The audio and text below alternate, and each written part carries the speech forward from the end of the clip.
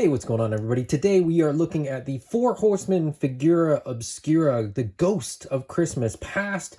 This is the 2024, I guess, Christmas Figura Obscura. There have been technically two other Christmas Figura Obscuras, unofficially, or sort of if you count Krampus. I guess there's been three. So Krampus sort of was the first unofficial Figura Obscura.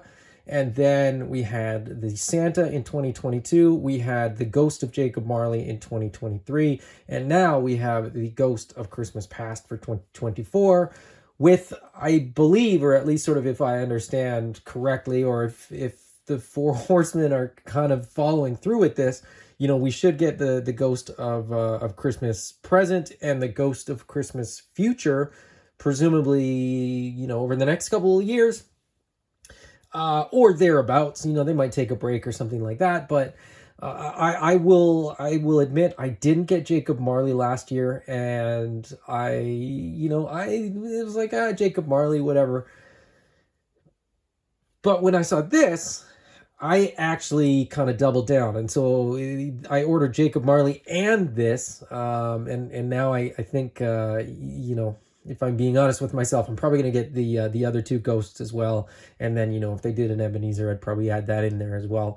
I love Christmas, so the Christmas ones I'm here for. Some of the other ones I'm not as crazy about, but these are going to go in our holiday decoration displays, so I'm very, very excited about this. But let's take a look at the packaging before we get this figure out. So this is, of course, a typical Figura Obscura packaging. You get this nice big artwork by Nate Barch on the front. On the side, it's more art. You get Figura Obscura down at the bottom there. On the back, as is typical with Figura Obscura, you get, some sort of notes and description and sort of bio on what's going on here. And then all of the names associated with this. So between, Four Horsemen Studios and, the designers and the photographers and, all that kind of stuff, you get all the names on here. And then the lamppost on the other side. The Figura Obscura are cool because they come with these magnetic outside packages, and I will take a look at the figure momentarily. But first, the inside of that magnetic package, we get this nice, fold open celebration here with some pretty famous figures from the Four Horsemen Studios. But I won't go into too much detail because there's tons of videos that have already done that. Here we have the figure in a beautiful sort of open window box. So you see the figure there, you see the alternate face, or the alternate head, I guess, and the alternate face, the lamppost and some of the other stuff in there. On the back, we get a little bit different artwork, again, from Nate Barch. Sort of a Victorian looking house with some kids playing in the snow, and that wraps around the side. Very, very nice. So that is the box. Let's get this ghost out of the box. All right, so here is the Ghost of Christmas Present out of the box, and she is quite stunning. It's a beautiful figure, very, very well executed. The paint apps are beautiful. The soft goods are beautiful.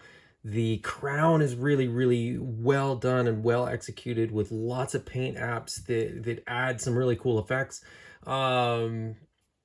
Altogether, a very, very nice figure. You get, where do I start? Start at the top, start at the head. A beautiful face sculpt. The hair is nice and soft, so it's very pliable. It'll get out of the way to sort of allow you to pose the arms and to sort of get all the articulation out of the neck and all that kind of stuff. The face is beautiful. The paint on the skin is very, very nice too. The shading is beautiful. That sort of porcelain colored skin there. As I said, the crown, so you get these sort of silver colored roses, you get crystals, you get the sticks, I guess these are. There is metallic green underneath there as well, that you don't see sort of right off. But yeah, just absolutely stunning. They've painted the inside of the sticks to look you know, like there's some radiance there, like there's, you know, light coming from the top. Ooh, from the back, you know, they're gray, but very, very nice. The soft goods, there is a printed element, you know, at the very, very top, as well as at the base of the dress there. The silver on here, I can't tell if it's just sort of first impression, but it looks like there's, you know, a pattern or something printed on. Like, it doesn't look like it's just solid silver, but that could just be the light, the way the light catches it. But that is wired as well. You know, the skirt is wired, the layers on the back are wired. I haven't even gotten to that part, but let's take a look at that since I've already mentioned it. There are 2 layers of this sheer fabric on the back, and both layers are wired all the way down the length and then through the bottom as well. So you're going to be able to sort of pose them independently and get a lot of really great layered effects. And, you know, that to me is pretty impressive and pretty cool. You know, you're going to get a really nice 3D shape to the pose on this. And that's important to me with soft goods. You know, if you're going to do soft goods and you're going to do layers and all this kind of stuff, you know, it's nice that they can actually kind of move and flow and, you know, do what you want them to do. The sculpted plastic ones are great, but for me, you know, you can't really beat soft goods for certain applications, and this is sort of one of them, I think, where you have a dress plus, you know, extra layers and stuff like that. So this is just absolutely stunning. Underneath, of course, you got the bare legs as well. There's sort of a just about a bare figure under there with just about all this same skin tone. I'm not going to take it all off to show you, but I'm sure you've seen it somewhere else already by this point, to be honest. Underneath, we've got this new adapter that allows to mount those 2 extra arms, and this just plugs into the back, works very, very well, fits very well, sort of seamlessly against the back, so that these arms aren't too far offset from the standard arms. So you don't, it doesn't feel like it's an additional thing. It definitely feels like those arms are there organically, rather than, say, you know, like a mechanical sort of Doc Ock type of thing. So yeah, altogether, just a stunning figure, a beautiful figure. And, you know, with this, of course, there's some accessories just to sort of highlight some of the details. So let's take a look at the accessories. All right, so starting off with the biggest of the accessories, we get a lamppost, you know, Victorian era lamppost, I guess. I don't know the story. I'll be perfectly honest. I'm not totally familiar with the Christmas story, or the Christmas Carol, sorry. I've seen, you know, multiple versions of it, but I don't know which one is sort of accurate or what. It always seems to be sort of set in Victorian times. I know that much. But, you know, I don't know if Victorian times had candles. I would have thought they would have had kerosene or something like that. I don't know if that's relevant to the story or not. But anyway, looks beautiful. Very, very nicely done. It's quite tall. And the detail work is quite nice. To go along with that, we get this base. The lamppost plugs into the base, but it pops out if you want it to, with a little bit of cobbled sort of brick street there, and some snow. And the lamp itself, you know, just plugs with some effort right into the base. So there you go. Then moving on to some of the more standard accessories, I guess. With the figure, you know, we get 2 emotive hands on the sort of top arms, and then 2 C-grip hands on the bottom. We get another set of C-grip hands with the horizontal, or sorry, the vertical hinge at the wrist. Those have the horizontal hinge. So you get another set of those. You get a set of fists. And I forgot that I had to sort of move this back due to the nature of how big this lamp is. So let's see if I can make enough room for all this stuff in camera. And then the last set of hands that we get, the last set of extra hands that we get, are another set of sort of more emotive hands. I typically actually use these for gripping hands when I need to grip something a little bit bigger that those standard gripping hands doesn't really fit. After that, we get an alternate head sculpt. So this head sculpt has that crown sort of molded on to the hair. Then we get this one. So again, beautifully sculpted hair, nice soft plastic with sort of a decayed face, you know, in the sort of different stages of decay for this character. I'm pretty sure that's what happens in the story, that she sort of decays, you know, the present sort of becomes the past, or I don't know exactly how they explain it or whatever, but yeah, you get sort of this stage of decay. This is sort of the most decayed face, and we also get an alternate head that pops in there that's sort of halfway between the face that comes on the figure and the face in the alternate hair here. And I keep saying the alternate hair, they actually come out, so you can just swap the hair. You know, it's keyed into the top of the head, and it is keyed, so there is sort of a particular shape there, and then you just pop the alternate head in, or the alternate face, or whatever, however you want to sort of say it, and then there you go. So you can sort of swap, you know, any one of the three heads will fit in either of the two hair pieces. So just a cool sort of thing going on there.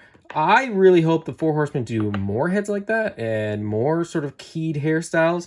And then going forward, you know, that's just sort of something that we get where, you know, you can mix and match, just more sort of pop and swap potential, right? So after that, we get the accessories that go with the figure sort of in her hands. So this is a staff that we've seen before. This appeared a couple times in the Boxus wave.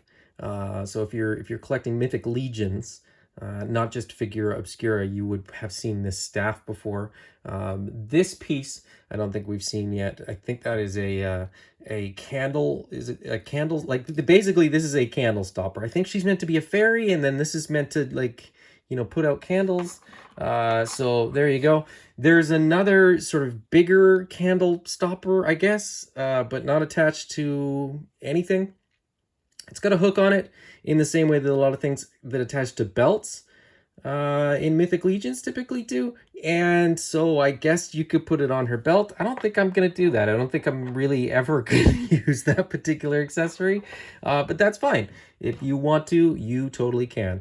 Now that I'm sort of, you know, thinking about it and sort of talking through it out loud here, I suspect that candle is relevant with these, but maybe not. I don't know. Like I said, I don't know source material very well. I think I should probably read it at this point. We get a sprig of holly. I believe that's holly. I don't know. I'm a fool. I don't know what any of this stuff is. But it appears to be holly to me, which is very well sculpted, very well painted, looks really, really good. So I think, you know, when you're going to pose this figure, I'm probably going to use the staff plus the holly and then have two open hands. So basically, the figure as it comes out of the box with a couple of these accessories is how I'm personally going to display it. But you can do whatever you want. And then, last but not least, there is one more accessory. And that accessory comes in this black plastic bag. Now, I know a lot of people have sort of shown this black plastic bag and not shown what's in here. But I'm actually going to take this out because what's in here is awesome. I've already looked. I'll be totally honest. I've already looked at what's in this bag, and it's awesome. If you don't want to know what is in this black bag, turn off the video now, or skip ahead, or do whatever you want. But I am going to open this. So this is your warning. This is your final warning to look away if you don't want to see what is in this bag. Okay, you ready? Are you excited? This was totally unexpected to me. I don't know where this came from. I don't know what I'm very curious to see if we get an explanation of sort of what the idea behind this was. But all right, let's just do it like ripping off a Band-Aid. There is what you get in that black plastic bag. It's an alternate head, so it's alternate hairpiece with an alternate face. It looks very sort of vampire. That's sort of my first thought, but I don't know. And then the black hair, sort of raven colored hair, looks stunning. Like, this is a great piece, and I think a lot of people are going to be excited about this, quite simply because it's going to make for a cool figure. Pop this on just about any figure, and it's going to look awesome. I'm kind of looking at my Mythic Legion shelf that's off to the side. I'm kind of thinking, there's like 3 or 4 figures that I think this might work really, really well on. So there is the alternate head that is the extra sort of secret surprise bonus that comes in the black plastic bag.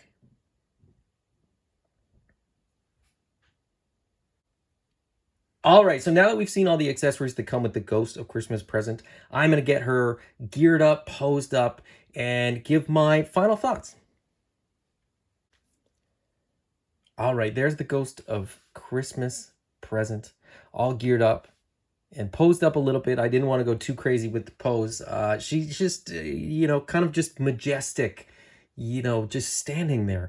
So I didn't want to do too much with the pose and sort of take away from the figure. Very, very well executed. Beautiful paint. Excellent soft goods. Pretty cool accessories. Altogether, a very, very good figure. If you didn't pick this figure up, I would say that it's probably one that would be worth picking up. I think for parts alone and accessories, I think there's a lot of reuse value here. But as far as a Christmas decoration, I think this is a really, really great piece to add to your collection. I waited and picked up Marley with this, the first version of Jacob Marley with this, and now I think I might be in for the other ghosts as well.